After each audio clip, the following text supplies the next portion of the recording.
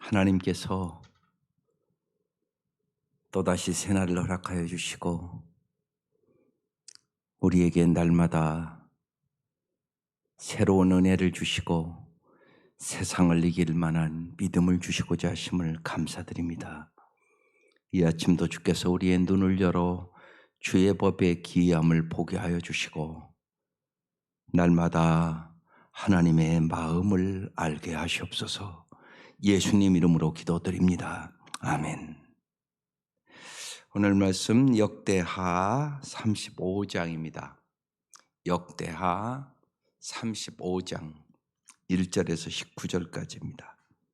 역대하 35장 1절에서 19절. 오늘 말씀은 6월절 준비하는 말씀이에요. 합독하겠습니다. 1절부터입니다. 시작.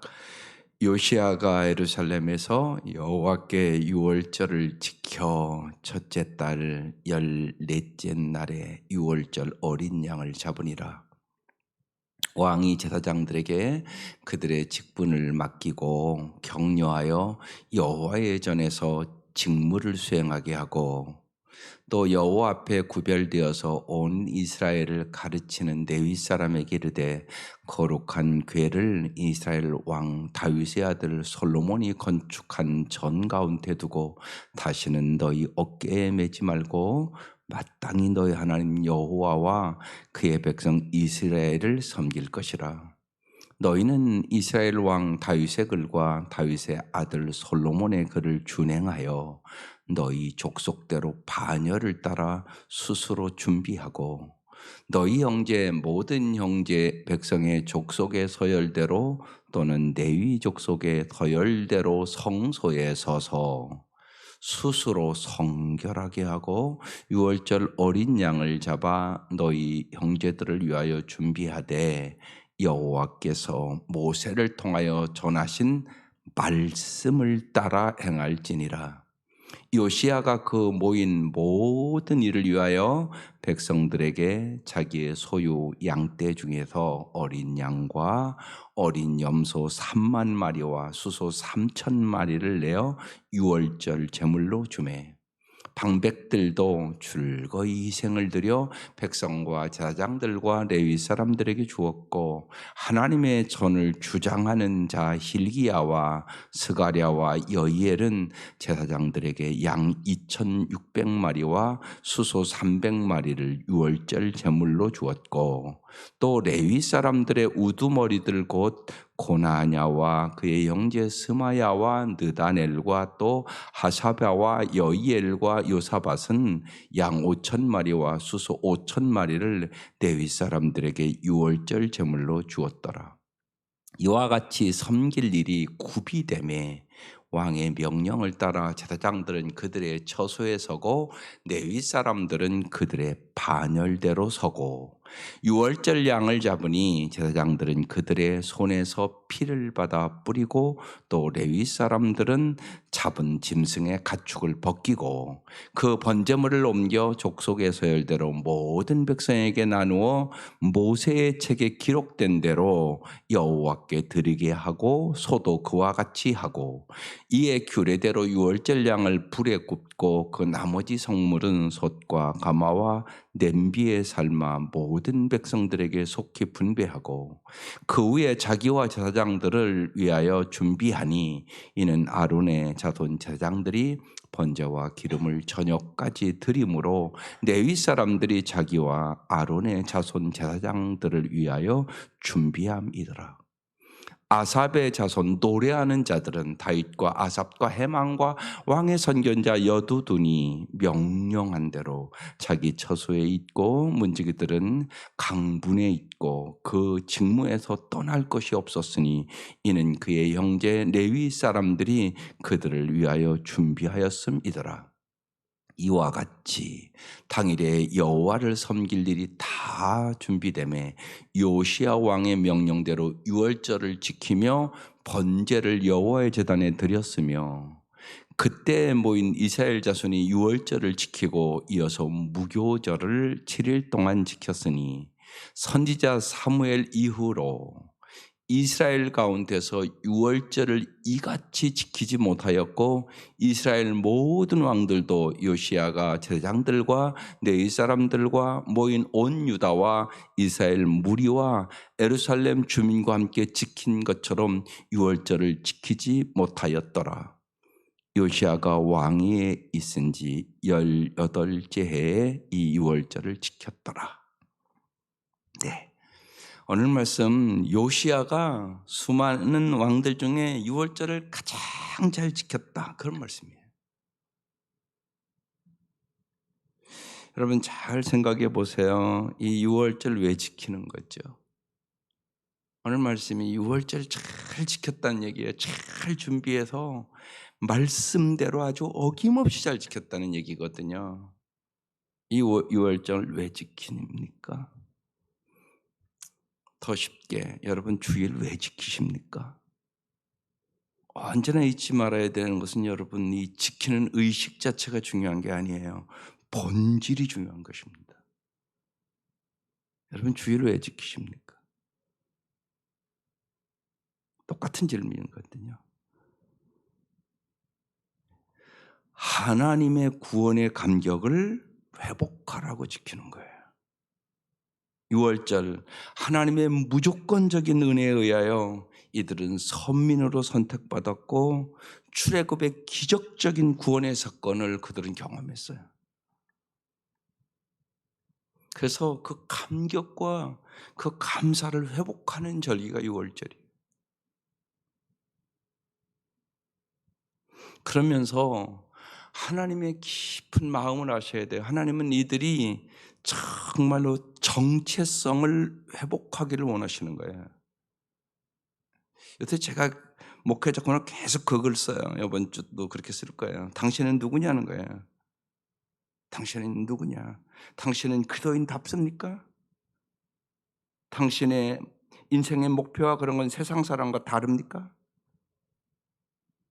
당신은 그리스도인답게 정말 살아가는 것입니까? 이게 중요하단 말이에요. 예배를 드리고 안 드리고 그보다 더 중요한 일이에요. 이 문제는요. 아무리 예배 드려도 세상 사람과 똑같으면 무슨 의미가 있습니까? 아무런 의미 없습니다. 그래서 정말 이런 시간들을 통하여 우리는 초대교인들처럼 그리스도인의 정체성을 반드시 찾아야 돼요. 나는 누구냐? 이들은 애굽에서 400년 동안 노예로 살았어요. 그러니까 정체성 다 잊어버렸어요. 우리 역사도 보면 만약에 일본에게 36년이 아니라 한 50년, 60년 지배받았으면 우리도 말도 다 잊어버리고 정체성 다 잊어버렸을 걸요. 400년 노예 생활했어요. 정체성 다 잊어버렸어요. 이 놀라운 역사 보여줬어요. 정말 도저히 나올 수 없는 그 애굽의 강력한 바로왕 노예 상태에서 바로왕의 앞뒤에서 그들을 구원해냈어요.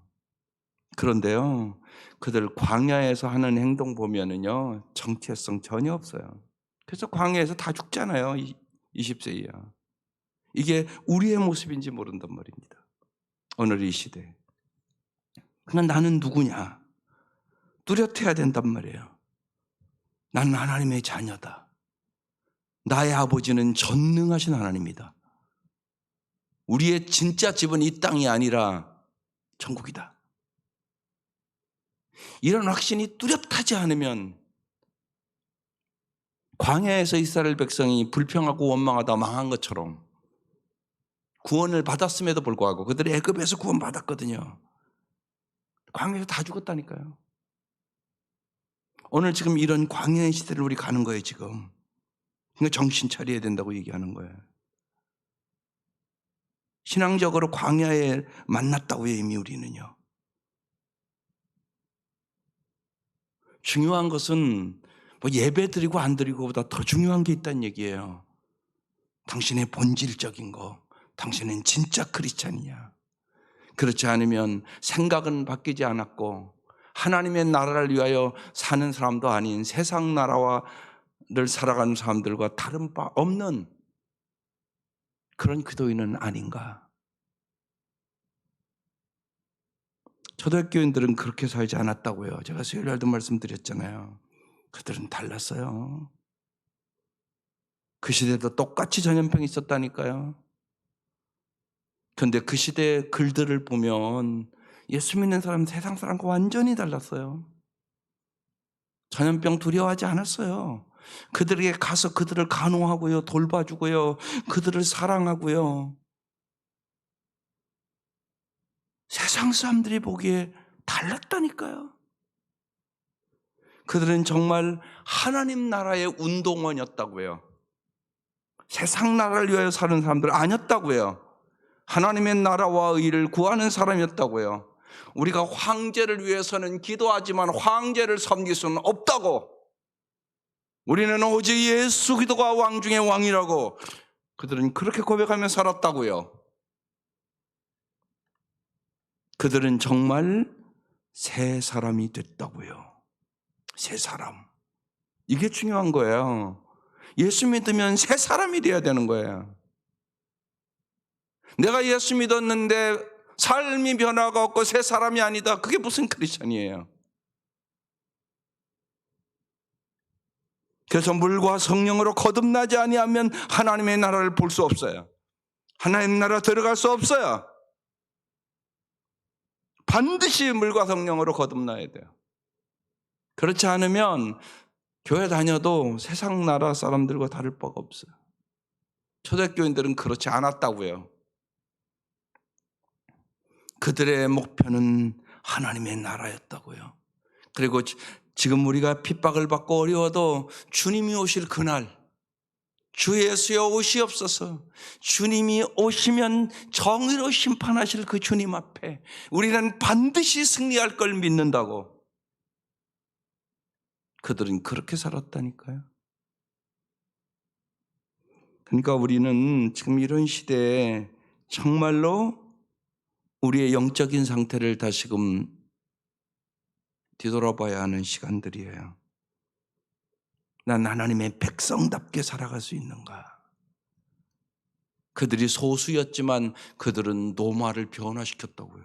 세상을 변화시켰다고요. 노마인들도 알았다고요. 예수 믿는 사람들은 우리와 다른 삶을 산다고. 다른 생활 패턴을 갖고 살았다고요. 그들은요. 생활 자체가 달랐어요. 아주 단순하게 살았어요. 그들이요. 오직 주를 위하여 살았어요. 정말 예수님이 가르쳐 주신 그 길, 예수님만이 우리의 길이라고 그들은 그때 믿고 예수를 따라갔다고요. 그런데 우리는 그걸 잊어버렸다고요. 예수 믿는 흉내는 내는데 예수님의 삶의 패턴을 따라가지 않는 거예요. 세상 사람들의 생활 패턴과 다를 바가 없어요. 우리 장로님 여기 계시지만 장로님이 마다가스카르 가서 그 아이들 가르치면서 제일 마음에 어려운 것이 생활이 안 바뀌는 거예요. 생각이 안 바뀌는 거예요. 그럼 그게 무슨 크리스찬입니까? 그건 크리스찬 아니에요. 모양만 있는 크리스찬. 그건 어떻게 그걸 크리스찬이라고 그럽니까? 반드시 크리스찬은 새 사람이 되어야 돼요. 예수를 말미암아 새 생명 얻었고 새 성품 얻고 새 사람 돼야만 크리스찬답게 살아가는 사람들인 거죠. 그게 크리스찬이죠. 그래서 정말 하나님의 나라와 의를 위하여 살아가는 사람들. 그래서 하나님께서 유월절을 지키라고 말씀하는 거예요. 이 유월절은 어떤 절기였을까요? 기쁨이 충만한 절기였었어요. 여러분 얼마나 기뻤겠어요? 여러분 생각해 보세요. 우리가 8.15 해방될 때도 이 민족이 얼마나 기뻤겠습니까? 그런 기쁨이거든요. 400년 동안 정말 너무나 힘들었다고요. 출애굽기에 보면 그들이 하나님 앞에 너무 고통스러워 부르짖었다고 써 있어요. 그 부르짖음을 하나님은 내가 너희들의 형편을 보고 있다. 내가 너희 형편을 듣고 있다. 내가 너희들의 모든 것들을 다 알고 있고 이해하고 있다. 내가 위대한 일을 행하리라. 그리고 말씀하시면서 그 말씀대로 출애굽시키는 거거든요. 여러분 잊지 마세요. 하나님 다 보고 계세요. 하나님 다 듣고 계세요. 하나님 여러분의 마음, 여러분의 모든 생활 다 알고 계시고 이해하고 계세요. 그리고 하나님은 정말 우리를 사랑하세요. 그래서 우리와 사랑하니까 함께 있기를 원하세요. 임마누엘. 그리고 우리를 언제나 도와주시기를 원하세요. 이게 우리의 좋으신 하나님이세요. 하나님이 그 백성을 출애굽시키고 홍해를 가르시고 정말 광야에서도 하늘의 만나를 내려주시고 낮에는 구름 기둥과 밤에는 불 기둥으로 그들을 인도해 가시잖아요. 근데 그들은 하나님 믿지 않았어요. 조금만 어려우면 원망하고 불평하고 그러다가 그들은 결국 하나님의 마음을 알지 못하고 젖과 꿀이 흐르는 땅으로 그들을 인도해서 그들을 정말 복의 통로로 만들어 온 세상을 구원하고자 한 하나님의 섭리를 그들은 몰랐어요. 그리고 그들은 먹을 거 마실 거 입을 것을 위하여 불평하고 원망하다 광야에서 20세 이상은 다 죽었어요. 오늘 우리도 그럴 수 있는 위기를 만났어요. 지금 믿는 사람들 달라져야 된다고요. 새로워져야 된다고요. 우리는 지금 이런 시간을 보내고 있는 거죠. 본질적으로. 그래서 우리의 정체성을 물어봐야 되는 거예요. 그리고 정말 주님 안에서, 요새 제가 여러 번 자꾸 말씀합니다. 진짜 주님 안에서 기뻐해야 된단 말이에요.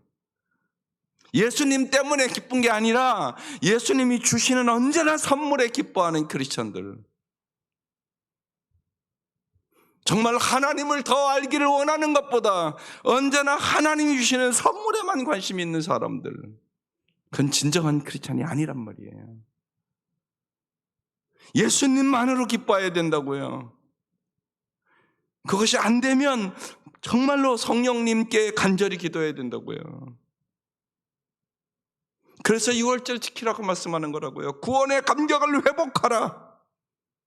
오늘 우리로 얘기하면 정말 예배의 감격을 회복해야 된다고요. 똑같이 예배드리면 안 된다고요.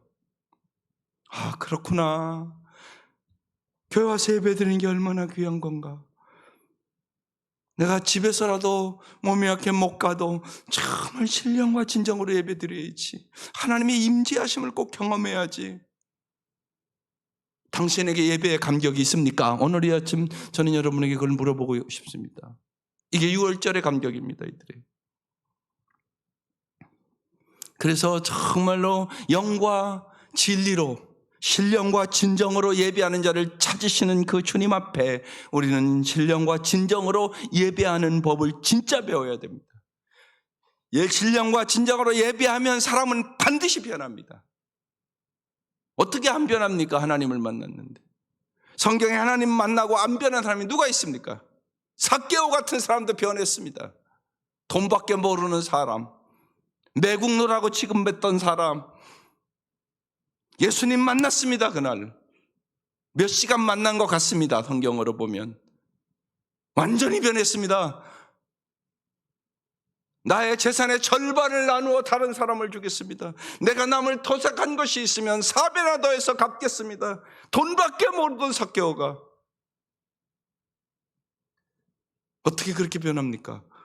예수 만났으니까. 진짜 예수님이 어떤 분인가 알았으니까. 예수님이 진정한 기쁨을 주시는 분임을 알았으니까. 예수님이 돈보다도 가치 있는 분임을 알았으니까 그는 변했단 말이에요. 그날 삭개오의 인생이 송두리째 변했습니다. 하나님은 이 6월절의 축제를 통하여 우리에게 그 은혜를 주시기를 원하는 것이에요. 이게 하나님의 마음이에요. 그래서 언제나 여러분 성경 볼 때 이 글씨만 보면 안 돼요. 하나님이 왜 6월절을 지키라고 하시는가? 하나님의 간절한 마음을 보셔야 된단 말이에요. 나는 너희들에게 정말 내가 구원의 하나님임을, 내가 너희들을 노예에서 해방시켜 주신 하나님임을, 세상의 물질의 노예로, 명예의 노예로, 권력의 노예로, 세상 것으로 노예로 사는 너희들에게 참다운 자유와 평화를 주기를 나는 원한다고 말씀하시는 것이에요.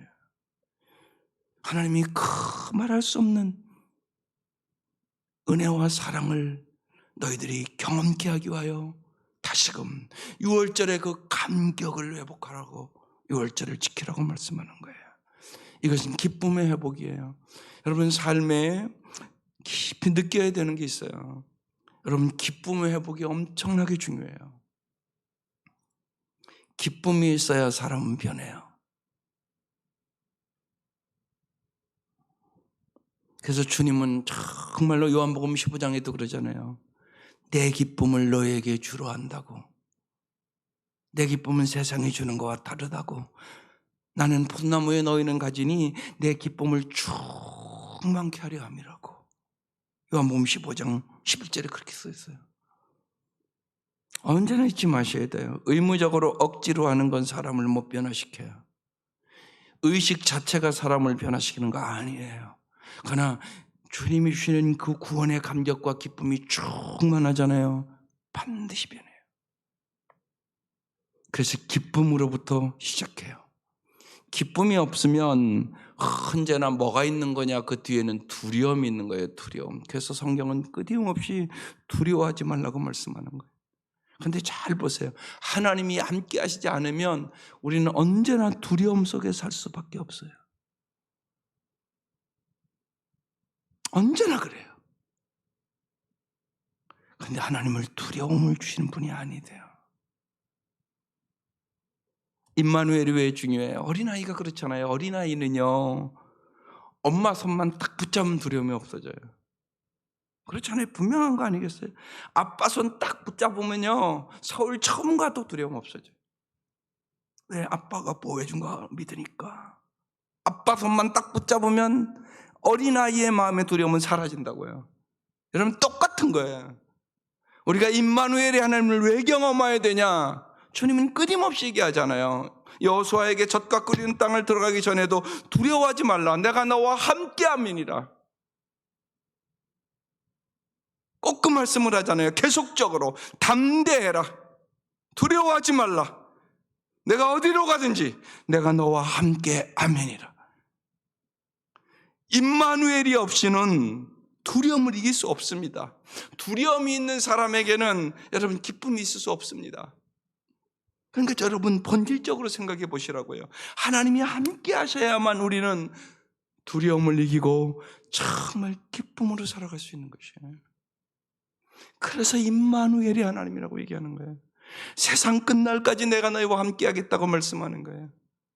이들을 출애굽시키고 광야에서도 내가 너희와 함께 하겠다고 하나님은 보여주시고 그들을 먹여주시고 그들을 입혀주시고 그리고 그들에게 유월절을 지키라고, 내가 너희와 언제나 함께하고 내가 너희와 함께하면 어떠한 인생의 역경과 어려움이 만나도 이길 수 있는 거라고, 그걸 하나님은 가르쳐주기를 원했던 것이죠. 여러분 이게 중요한 일이에요. 우리는 이런 일들을 통하여 정말 교회에서뿐만이 아니라 나의 일터에서도 내 가정에서도 내가 어디에 있든지 임마누엘 하나님을 경험하는 신앙인이 되어야 돼요.